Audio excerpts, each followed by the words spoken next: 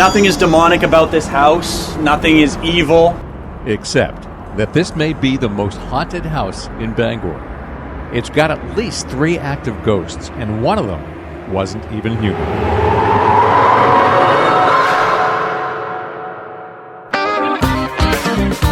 This is Bob Duchesne's Wild Maine, and I'm happy to say I finally did it. I finally went on a ghostly Bangor walking tour. Who knew Bangor's downtown was so spooky?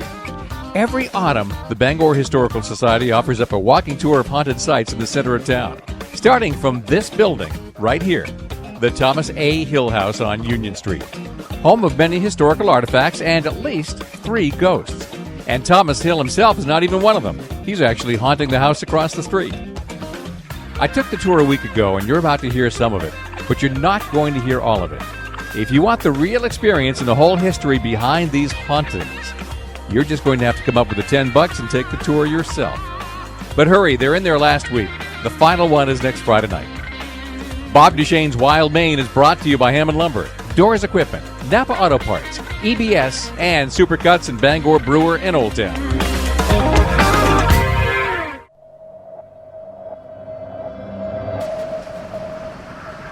For me, it all started 2 years ago when I had Carrie Tripp on the air. Carrie directs the Greater Bangor Convention Center and Visitors Bureau, and she's actually seen one of those ghosts. I actually had my own experience in there, so people can call me crazy. That's okay. Okay. But I truly had my own experience with Matilda, who is one of the ghosts that are there. And she really, I saw her. I saw her plain as day. Then I talked with the museum director at that time 2 years ago, Jennifer Pictou. I have actually seen Matilda. Matilda is very active. Staff members have been touched. We had an intern over the summer that had his hair played with. I think Matilda liked him quite a bit. So it's been on my bucket list for 2 years, and on a pleasant night, October 15th to be exact, I went. Matt Bishop is museum curator, and Matt leads the walking tour. All right, a little bit of a last call. Have I not talked to anybody about either prepaid tickets or taking any cash? I'm just going to give it another few minutes just to get the stragglers together, and we'll get started.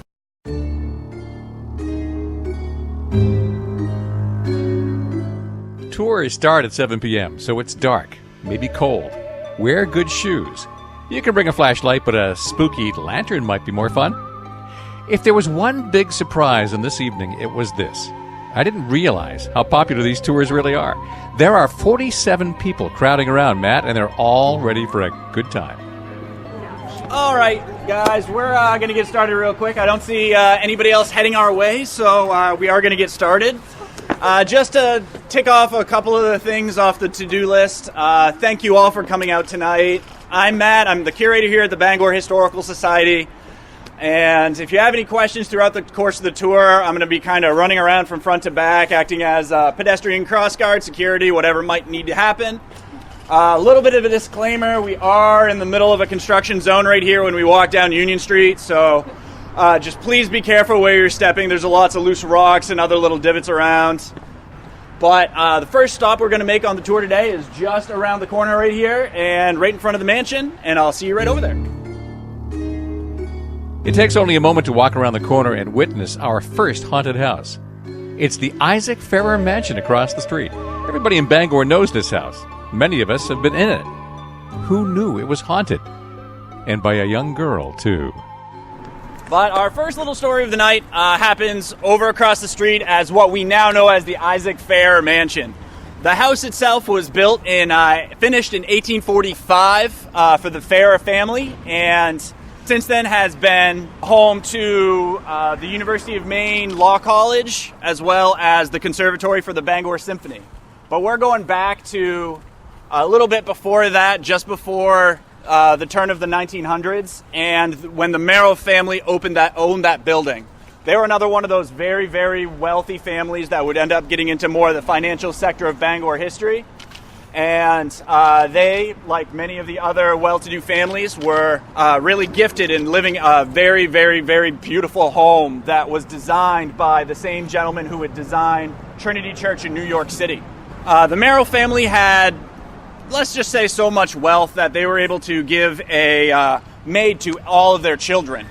The youngest child was born, and at about the age of 4, a young orphan girl named Angela came and was brought into the family as a maid for this child, and would really be taken in from the family herself. Being an orphan, she hadn't really felt the love of the family, kind of, and that whole family dynamic, and she really, really took a very, very close connection to this young child. And they like to play in what is now the big circular room, basically their party room. If you've ever been in there, the beautiful mahogany oval room, which you can see just hidden behind that tree right there.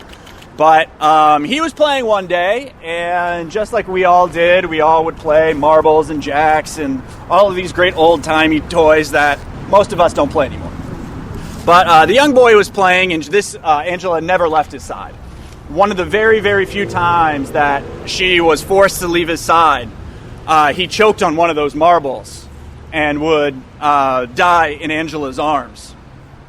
Angela did not take this very well at all. The family was extremely distraught, and shortly after the young boy perished, she went up to her third-floor bedroom, which is the Union Street side dormer on the far left.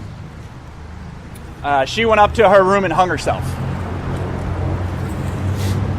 In the years following Angela's death and the young boy, many people who have been visiting the conservatory or the law school, or even if you now would go in and get in for one of the Y functions, they often might see a young child dressed in a really puffy little sailor costume running around through all the doors.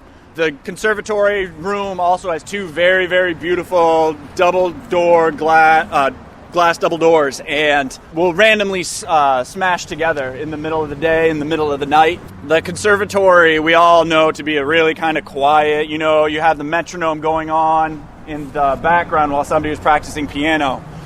But some of these pianists would have trouble keeping time when they hear footsteps running up and down the stairs and these doors crashing together. If you still go up to that third floor room, it's often said to be extremely cold, and even though it's a very, very warm house, just for taking care of the old building, that room feels eerily cold.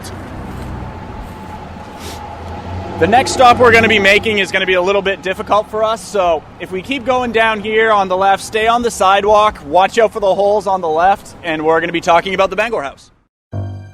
And this was another hidden benefit of the tour. We often overlook or don't even know about Bangor's colorful history. At one time, the Bangor House was the largest hotel in Maine. For over a century, it remained one of the grandest hotels in America. It even escaped the Great Fire of 1911. Today, it's low-income apartments for the elderly, and you might drive by it every day and never realize just how famous this hotel was.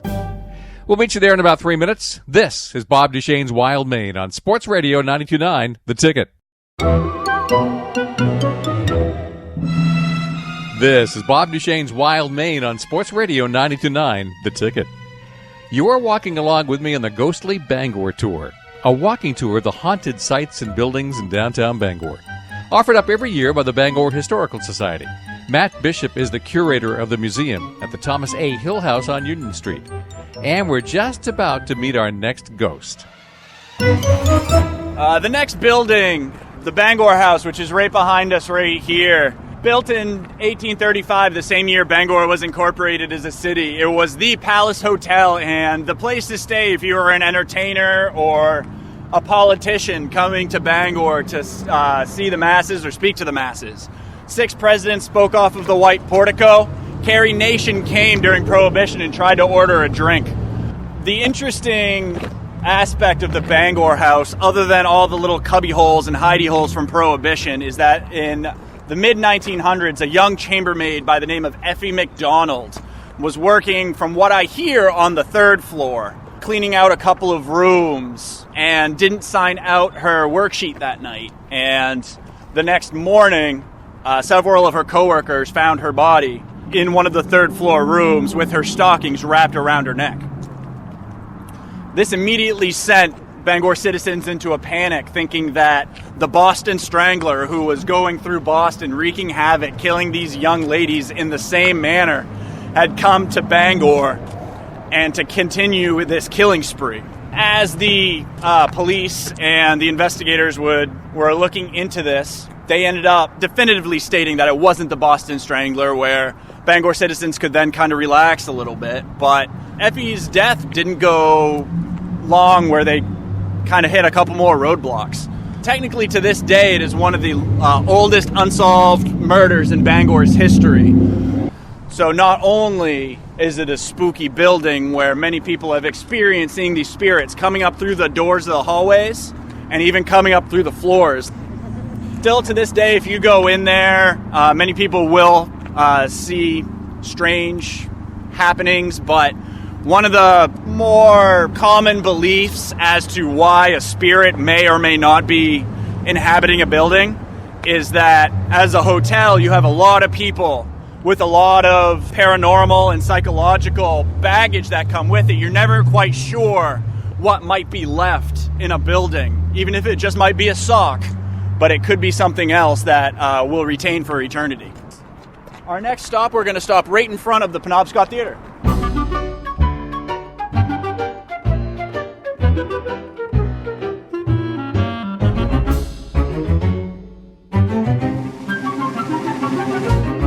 It only takes about 30 seconds to cover this distance, from the corner of Maine and Union down to the Penobscot Theatre.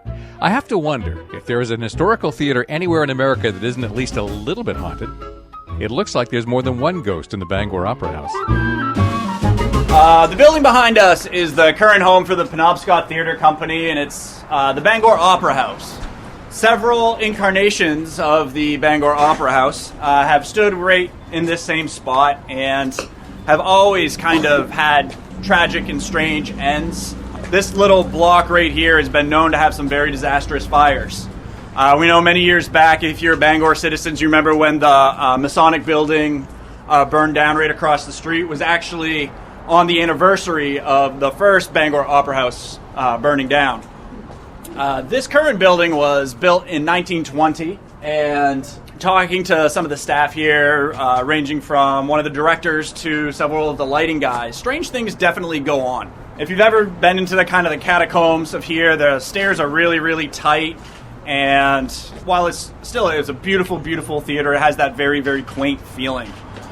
Several of the gentlemen or spirits or ladies that we might see in here on any given day it's known to have a younger child that runs around the entrance area here when there's a lot of people around. She liked being around a lot of people. There was a young lady's voice using EVPs, electronic voice phenomena, and ghost hunters record a lot of these voices. They were able to find this young lady who really didn't like being around people. And while I can't vouch for it personally, from what I hear, the third floor women's bathroom is a hotbed for this paranormal activity where the faucets won't work quite right and other strange things happening up there. But both from old photographs and from people that are working here, have often seen, if they're on the stage, I don't know if it's just blinded by the light, but they'll see a strange shadowy figure up in the balcony, which isn't used during performances.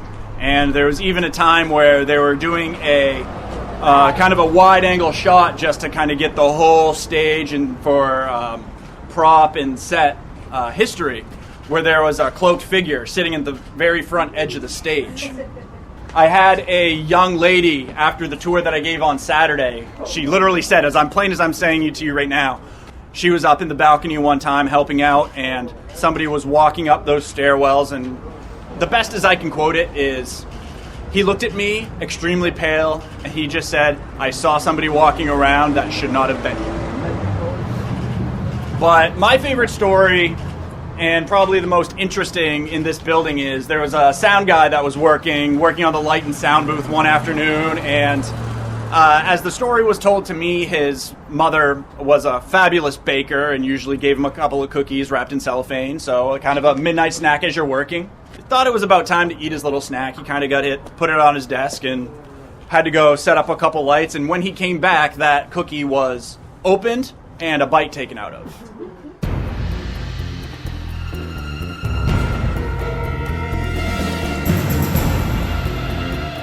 All right. Having a ghost eat my cookie is not exactly the kind of really spooky stuff I was hoping for in this walking tour of haunted Bangor. What about real murder and mayhem? Well, we don't have to go far to look for it. This part of Bangor is pretty quiet these days, but in the boom era of logging, shipbuilding, and fishing, this spot right here was dangerous. We're going to step around the corner to get out of the traffic noise, so Bob Duchesne's Wild Maine will resume in a moment on Middle Street downtown. This is Sports Radio 92.9, The Ticket.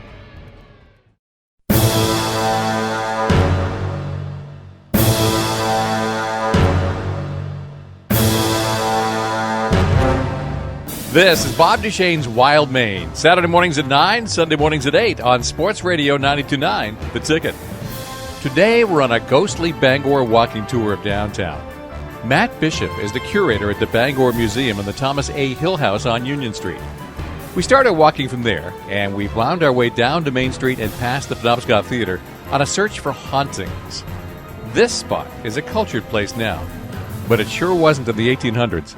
If you guys look behind you and kind of think of where the Kenduskeag Stream and Penobscot rivers meet, kind of going from there to the Sea Dog and up to this general area, was known as Bangor's Devil's Half Acre. It wasn't the only town to take this moniker of the red light district filled with bars and brothels, but if you can imagine going back in Bangor's heyday when numerous ships were filling the Penobscot River and that much lumber was getting floated down. We were sending our lumber all across the world, building these ships. This red light district was a mixture of the lumbermen coming out in the spring every year, mixing with the sailors and the fishermen of the fish markets here and the sailors of our maritime history. Altercations often occurred, and many of them often ended badly. Bad to the extent of, if you can see my shoes, some pretty standard Civil War boots. What the lumbermen would do would they put nails through the bottom of them, so as they were floating down in these log booms, they'd able to gain traction. This was a very, very popular weapon used in these bars where these gentlemen would take these shoes off their feet and hit their opponent in the side of the head. If you go to the Mount Hope Cemetery, out behind the Winter Receiving Tomb, right along the borderline is an area known as the Devil's Half Acre. Stranger's Row. And on Stranger's Row is where we find a lot of these gentlemen or ladies whose fate was usually tied with the river or the Kenduskeag, where they were found drowned in the river, their bodies turned up with little to no identification. And in the funeral records, a lot of these people were just identified as being male or female, so-and-so height, so-and-so weight, so-and-so colored hair. There's a lot of spirits, if you would decide to believe, that met their fate in this area and had direct connection to the river.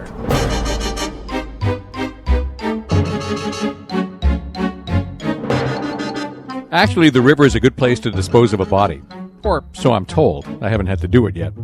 From here, we skip down Main Street to Patty Murphy's and look across at the Charles Inn, which used to be the Phoenix Inn, which used to burn down a lot. We're actually going to skip this part of the tour, but whatever you do, don't stay in room 404. At the very start of the show, I warned you, I won't be revealing all of the ghostly secrets of this tour. You're going to have to take it for yourself to find out where the bodies are buried. There are a couple of more chances coming up this week. So we're heading around the corner, and now we're on State Street. The building behind us, which is now currently home for the Hammond Street Senior Center, but used to be United Bank, was originally Merrill Trust. Going back to the years just before the fire of 1911, it was one of those beautiful, beautiful buildings that would actually not get touched by the fire. Since it became the senior center, many strange things have happened. There was one of the librarians who used to do a lot of late nights getting the library itself shipshape in the early days of the senior center, and as she was working a lot of those times, she had her desk. It was on the first floor. Kind of, they have their library out behind one of these vaults that they turned into their DVD, VHS media collection. As she was working one night, she swears and has told many other people and even paranormal investigators that books started flying across the room, slamming into the wall next door. The other thing about this building here, as I mentioned about the fire of 1911, which started just at the mouth of the Kenduskeag Stream and would run a fiery path all the way to Broadway Park and French Street. 100 businesses were lost, 200 homes, post office, customs house, the collections of the library and the historical society. It was a very, very dry Sunday in April, which for that we are extremely lucky. If it had happened during the week when Bangor was bustling with businesses being open and everybody visiting, the death toll could have been extremely, extremely high. The only 2 deaths on that day were 2 firefighters who were doing their job and tragically fell, fighting the fire, protecting property and the civilians. One of the gentlemen was killed just up from where we're going to be going today, where the old Bangor Hydro building at the corner of Exchange Street and State Street Hill was. It was the skyscraper of Bangor, this massive 6-story building. One of the bricks on top and the stairwell gave out and it collapsed upon him. The other gentleman was further down Exchange Street, just off of the stream, where, for those that were lucky enough to remember the trolley tracks that used to run around Bangor, that they just dug up some on Harlow Street, which connected all the way to Union Station. He hit a live electric wire while fighting the fire. From here, we head across the street, across the Kenduskeag Stream, and over to the Hannibal Hamlin statue for another couple of ghost stories you're not going to hear on this show. That's because we have to save time for Bangor's first murder, which happened over near where the Sea Dog restaurant is now. And, of course, no tour of downtown notoriety is complete without a stop on Central Street for one of the most notorious shootouts in American history. October 12, 1937. If you can picture yourself back on Central Street, 3 gangsters who had made their way from the Midwest to Maine, Al Brady, Clarence Schaefer, and James Dolliver, would be coming to Maine and Bangor specific because the building where the Briar Patch is now used to be Duchesne Sporting Goods. And it was a known fact that one of the proprietors was a guy that could get you stuff, or he knew a guy that could get you stuff. Their dream weapon was to get a Thompson submachine gun. In this massive crime spree that would happen from all the way from the Midwest out to Bangor, a young police state trooper would be killed by Brady, and Brady would carry his gun on him, on his person till his dying day. When Brady and his Brady Gang would come to Bangor, he sent the younger gentleman, Clarence Schaefer, into the building originally to procure this weapon and ask the proprietor, "Me and my buddies want to go deer hunting. Can you give me a Tommy gun?" As we all know, that's not the most ideal weapon for deer hunting. I'm not a hunter myself, but I kind of know that's not right. The proprietor says, "Yeah, I know a guy that knows a guy down east. Come back in a week and we'll see what we can do." So the Brady Gang ends up going back to Bridgeport, Connecticut for a couple of days, and then I believe 2 days before October 12th, they came back to the region, spent a night, and ended up having breakfast up above just where Freeze's would have been, where the old Masonic building was. And in this week, Bangor was kind of a flurry of police and FBI agents, and the proprietor of Duchesne Sporting Goods, his name was Shep Hurd, and for a long time the police wouldn't believe this gentleman, that he said, "Oh no, they're fine, they're just pulling your leg, nobody's dangerous here." He kept on going up and kept on trying to go to the next guy just to try to get people to believe him. Until he finally talked to one of the FBI agents in the area, and then he came in and put a couple of mugshots. The Brady Gang had been arrested several times and escaped many. And he immediately pulls Brady out of the lineup and several of the other known associates, and they realized that they were hunting public enemy number 1 because Dillinger had just been killed, and that mantle then fell upon the Brady Gang. On the morning of October 12th, many FBI sharpshooters with Tommy guns themselves would be lined in the upper floors. Inside the sporting goods store, several agents and police would be disguised as clerks and customers. They even parked some additional cars onto the sides here just to have less public damage. And 8:30 in the morning, Brady and his gang coming down Central Street here, double park just on the other side of this alleyway. And James Dolliver goes inside to talk to Shep about this Tommy gun.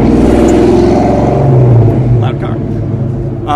Talk about this Tommy gun. And as he gets in there, the FBI agents immediately jump on him, start beating him up to the extent that, where's your friends? We have you, and really rough this guy up. There's pictures of him that he took a big beating by these FBI agents. And Brady and Schaefer would then be sitting in the car, and Brady was getting a little fidgety.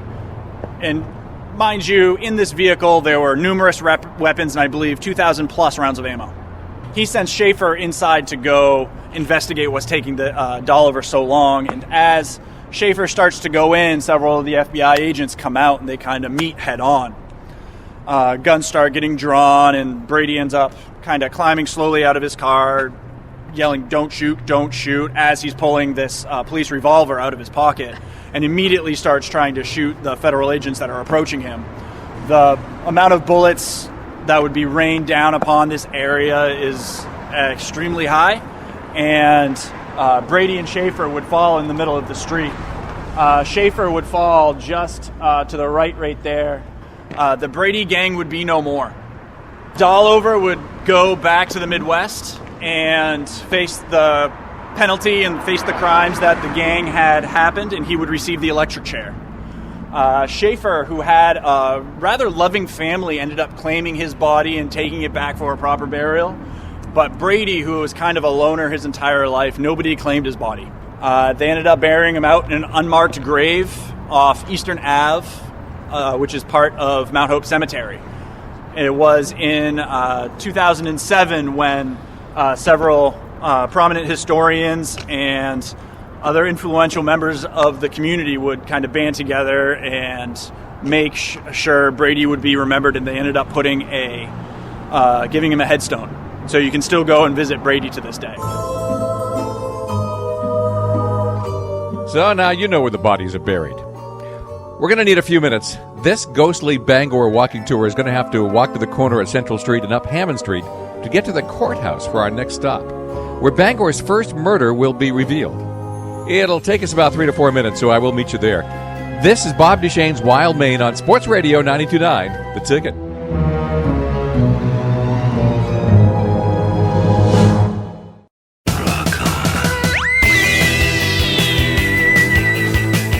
This is Sports Radio 92.9 The Ticket with Bob Duchesne's Wild Maine. We're on a walking tour of ghostly Bangor. Matt Bishop, the curator of the Bangor Historical Society Museum at Thomas A. Hill House, is showing us around downtown. And we're now in front of the county courthouse, which was built during Prohibition. In fact, it was illegal booze that built it. Bangor and alcohol and Bangor and Prohibition have always kind of gone hand in hand.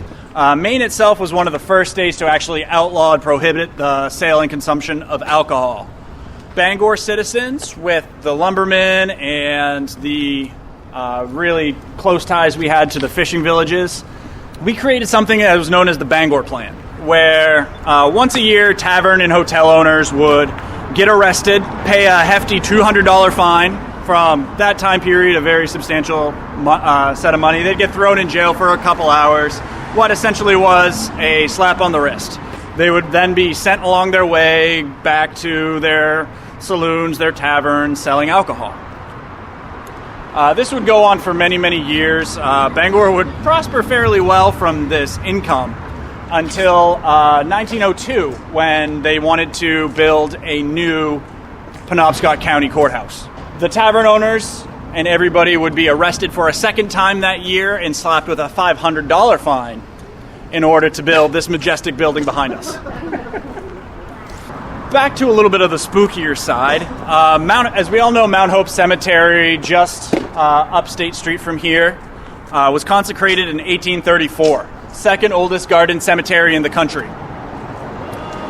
Think 1834, Bangor had been around for a little while before that. What about all the other cemeteries? Because we know we have a couple of little pocket ones in the area. A lot of those smaller ones were rounded up just after Mount Hope was consecrated.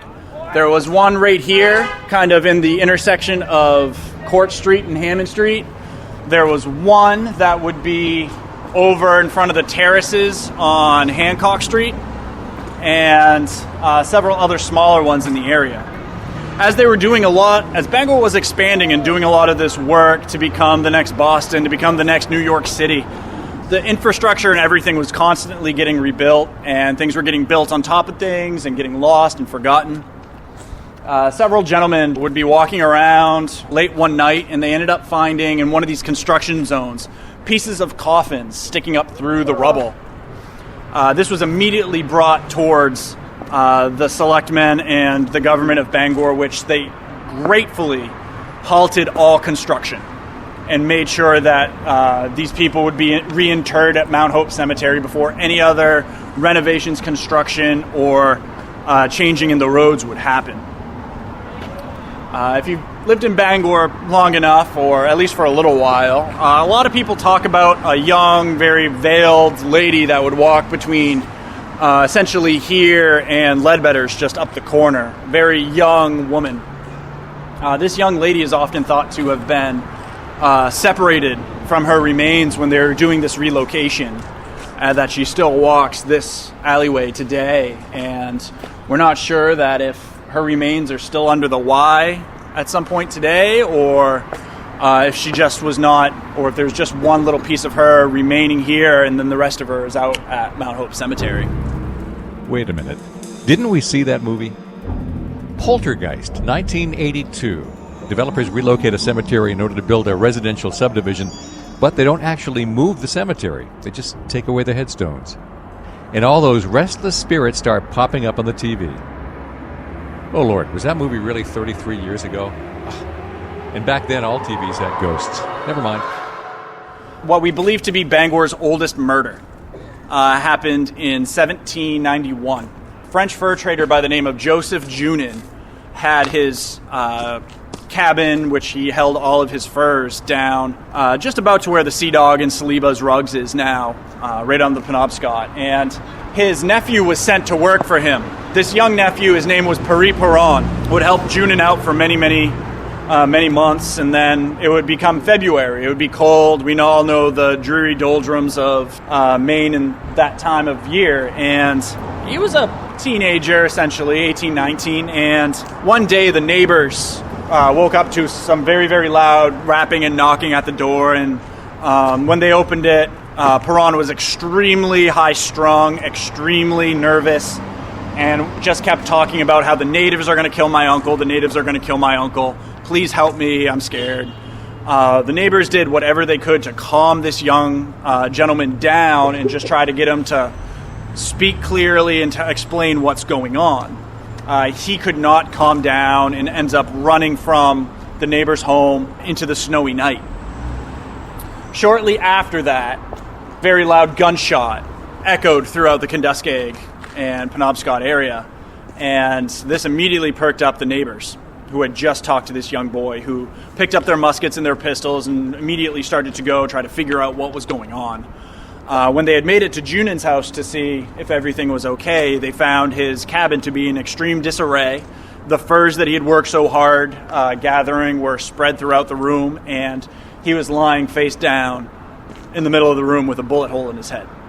As these neighbors realized something bad did happen, they kind of gathered a couple other of their neighbors to come in and help, and they started to look around for snow tracks and do some tracking to see where somebody might have escaped to, and if they could find any evidence if it was the natives that had come down the river and tried to take Duchesne for what he was worth in the furs.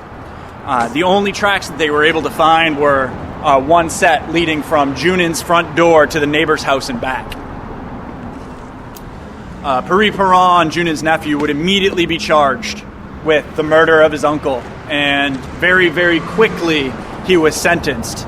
And he was sentenced to not death, but to serve a prison term down in Dresden, which is just south of Thomaston, just south of where the current Maine State prison is.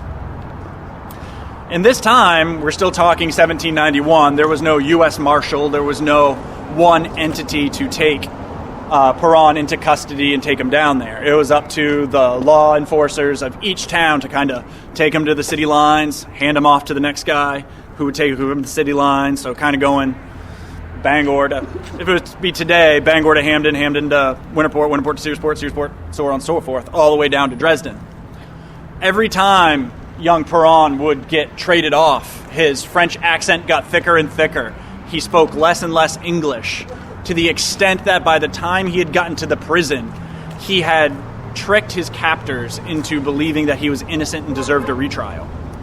His retrial happened almost swiftly as his original trial, and he was found completely innocent. He was then given the remaining money of Junin's estate and sent back to France, a very, very wealthy man. Junin would be buried in that cemetery like we were talking about, just down off of Hancock and Washington Street. And when they were consolidating that cemetery out to Mount Hope, they, for one reason or another, opened up his casket and found him remarkably well preserved. And you can still go to his gravesite today. He is just to the right of the winter receiving tomb. And if you look on it, it's this very, very old slate tombstone. There's one part that they ended up adding to the bottom of it that you can still read clearer than the rest today. May his soul finally rest in peace. And I would like to find the person who keeps putting fresh flowers on his grave. Still to this day, every time you go out there, there will be fresh flowers on his grave. This is Bob Duchesne's Wild Maine. We're on the Ghostly Bangor walking tour, offered every autumn by the Bangor Historical Society. Matt Bishop is curator of the museum at the Thomas A. Hill House.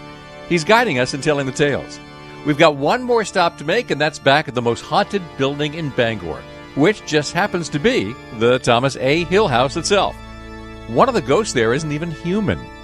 This is Sports Radio 92.9, The Ticket.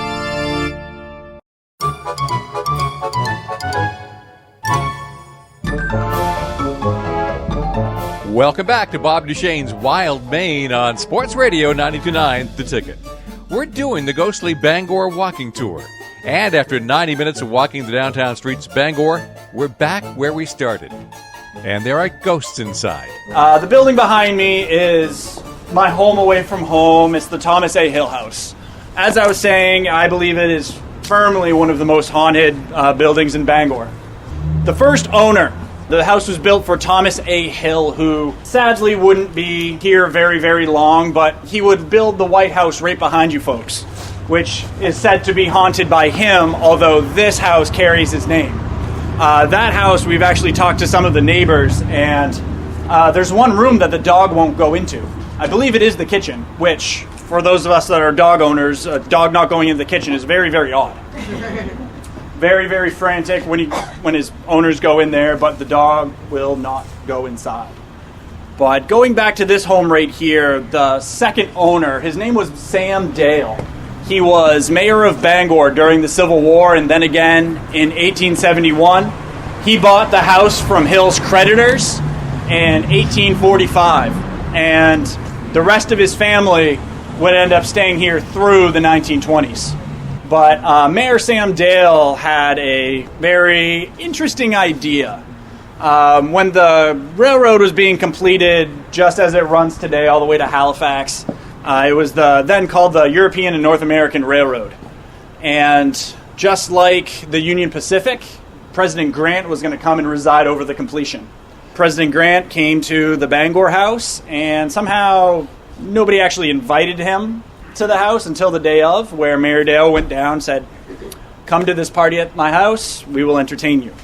Some of the other party gifts that would be included would be watches, jewelry. The house had just received several renovations, including new china. This is all a little bit kind of uneasy amongst Bangor citizens, and they're kind of questioning how Mayor Dale acquired this money. And then it had come out in the Bangor papers that earlier in that year was the Great Chicago Fire. And Bangor citizens were very patriotic and wanted to make sure that relief money would get to Chicago. October of that year, word gets spread around the paper that the money never makes it to Chicago. where all of these renovations to the building and the china, the party gifts, all seem to be getting procured one way or the other. December of that year, Mayor Dale's wife, Matilda, and their 2 children would go to church and come back, and Mayor Dale would be found dead in the upstairs bathroom. Things would not go unanswered, where they even went to the extent of sending his stomach contents to Boston to be analyzed for poison. If it was found that it was suicide, his family would not receive that hefty life insurance policy that he had taken out in his name. When the tests came back, there was no foul play, nothing. His death was actually ruled apoplexy, which was a stroke. But Mayor Dale still hangs around. I've gone through several other coworkers that have all inhabited one of the offices that's right next to mine, and only when you're sitting at that desk can you smell a very, very strong cigar or pipe tobacco. Mayor Dale was a smoker. It has often been said that that traumatic event would be a reason for him to linger. Paranormal investigators came and they found a couple of weird readings in this room right above this desk, even to the extent of calling it a paranormal vortex, right up above the computer monitor, right where you're only when you're sitting in front of the computer you can smell this smoke. Our most current executive director, on her second week in this house, kind of says, Matt, you need to come in here now. She doesn't smoke, I don't smoke, we don't have anybody on staff that smokes. That's the 3rd time somebody has called me into that office and saying I smelled smoke, and I have not smelled anything. The second ghost, Matilda, who, like Dale, had this traumatic event of losing her husband in the building, but she would stay for many, many, many years and actually open this building up as a boarding house, inviting people to come in and stay here for very, very low rates, just so she could keep this home in her possession. Matilda, she was very, very in love with flowers. We've actually done some digging in the backyard just of these grand flower patterns that she had.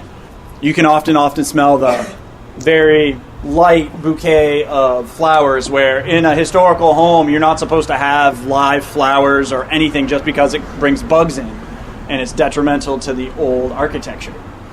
Matilda would die in here after spending 60 years living in the home, so she really had that huge connection.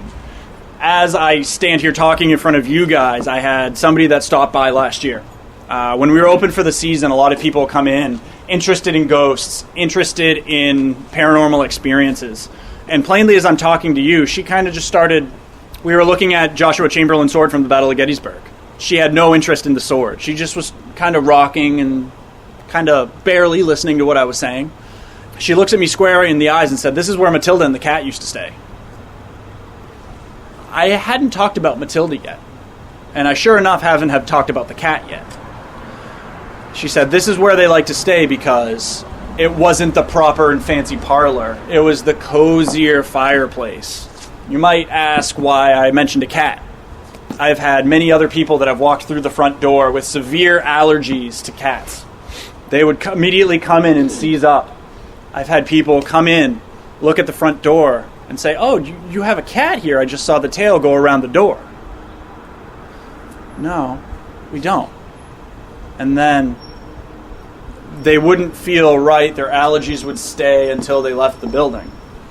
And the last little one, the little eerie thought that we have is, since we are going to be decorating for Christmas, we have a really, really unique set of glass Christmas reindeer that we always bring out, and they're always on the same shelf in the same closet in our storage room.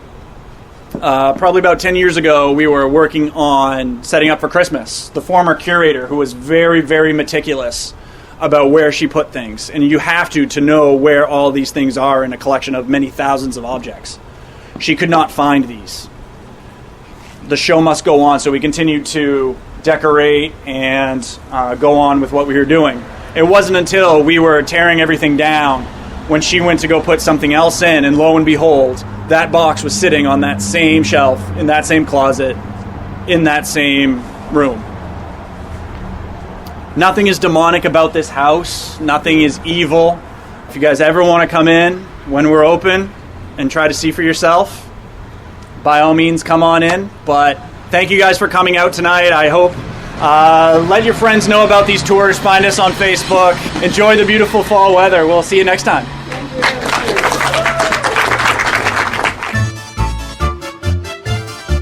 And that is the Ghostly Bangor Walking Tour.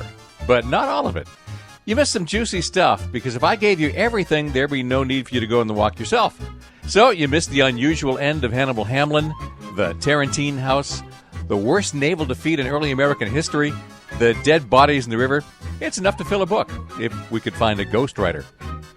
There are still a couple of more Ghostly Bangor walks this year. Go to bangorhistoricalsociety.org and make a reservation. The last walk is Friday night, one spooky night before Halloween. Bob Duchesne's Wild Maine airs every Saturday morning at 9 and Sunday morning at 8, and it's online afterwards at 929theticket.com. The show is brought to you by Hammond Lumber, Doors Equipment, Napa Auto Parts, EBS, and Supercuts in Bangor, Brewer, and Old Town. This is Sports Radio 92.9 The Ticket.